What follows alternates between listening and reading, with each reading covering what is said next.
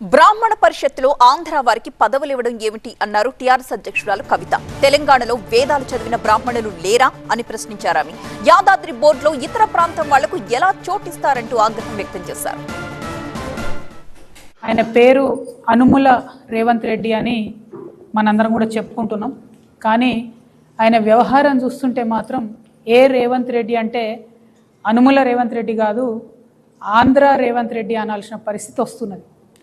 ఎందుకోసం ఈ మాట చెప్తా ఉన్నామంటే, తెలంగాణలో ఉండేటటువంటి బ్రాహ్మణ పరిషత్తుకి చైర్మన్ను వైస్ చైర్మన్లు ఇద్దరిని కూడా ఆంధ్ర ప్రాంతానికి సంబంధించిన వ్యక్తుల్ని ముఖ్యమంత్రి గారి పర్యవేక్షణలో కాంగ్రెస్ ప్రభుత్వం ఏర్పాటు చేయడాన్ని తెలంగాణ రక్షణ సేన చాలా తీవ్రంగా ఖండిస్తుంది.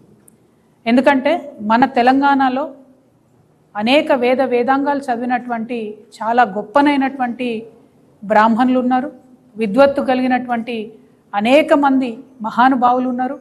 వారందరినీ కూడా పక్కన పెట్టి మన తెలంగాణ ప్రాంత బ్రాహ్మణుల దగ్గర దక్షత లేనట్టు, సమర్థత లేనట్టు, విద్వత్తు లేనట్టుగా పక్క రాష్ట్రం నుంచి తీసుకొని వచ్చి ఆంధ్ర ప్రాంతానికి సంబంధించిన వాళ్లకు పొలిటికల్ పోస్టులు ఇవ్వడాన్ని మేము తీవ్రంగా వ్యతిరేకిస్తున్నాము.